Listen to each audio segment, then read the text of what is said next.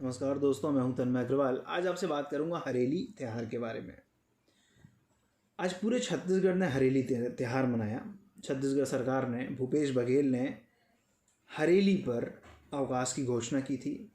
इस घोषणा के बाद अगर आज पूरा दिन भर देखेंगे तो गांव से लेकर शहर तक धूमधाम से ये त्यौहार मनाया गया है।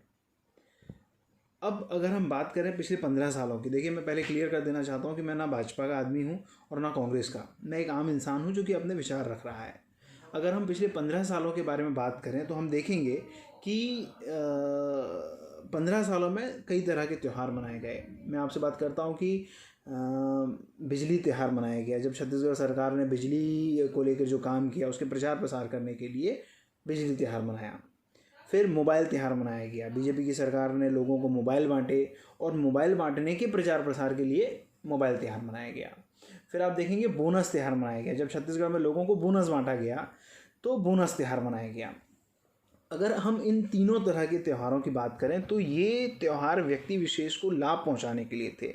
हालांकि ये भी जन से जुड़ा हुआ मुद्दा था, बहुत सारे लोगों को इसका फ़ायदा मिला, लेकिन ये लाभ पहुंचाने वाला मुद्दा था। और अगर हम बात करें हरेली त्यौहार की तो हरेली एक ऐसा त्यौहार छत्तीसगढ़ सरकार ने इस बार मनाया है जो दिल से दिल तक पहुंचने वाला त्यौहार है।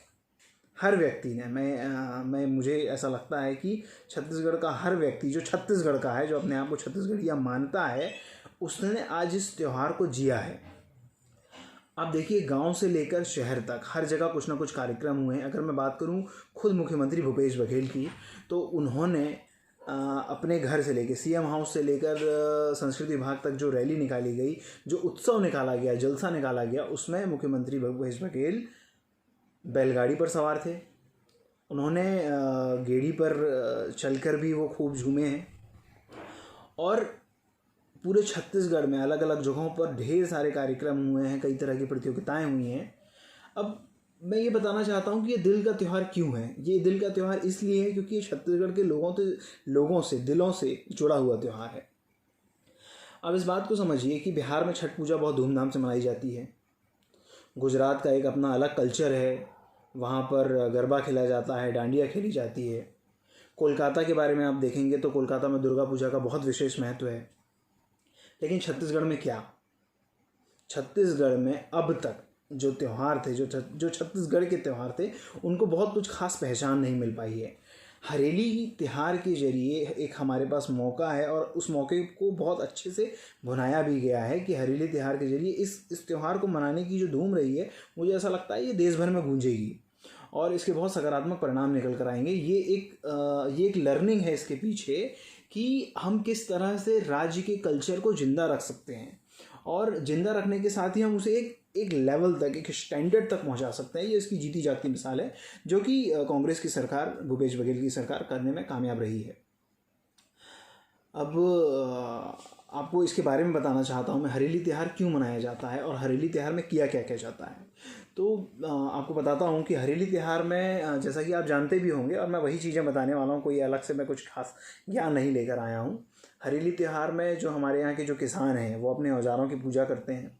जो महिलाएं हैं छत्तीसगढ़ की, वे पूजा करती हैं, पाठ करती हैं। इसके साथ साथ जो छत्तीसगढ़ के पारंपरिक नृत्य हैं वो इस दिन किए जाते हैं। एक बुरा पहलू भी है इस त्यौहार के साथ। बुरा पहलू ये है कि अंधविश्वास जो है वो बहुत गहराई में समा जाता है और ये माना जाता है कि इस दिन अंधविश्वास अपने चरम पर होता है। टोनी प्रथा जो है इस दिन काफ़ी ज़्यादा माना जाता है। ये गलत प्रथा है।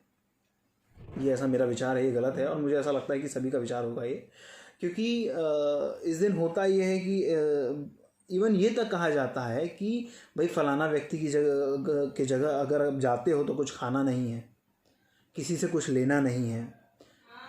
नज़र से बचने के लिए, जादू टोने से बचने के लिए बहुत सारे तरीके अपनाए जाते हैं। और यही नहीं, नीम की पत्तियां भी लगाई जाती हैं अपने घर के गेट के बाहर कि बुरी नज़र से बचा जा सके।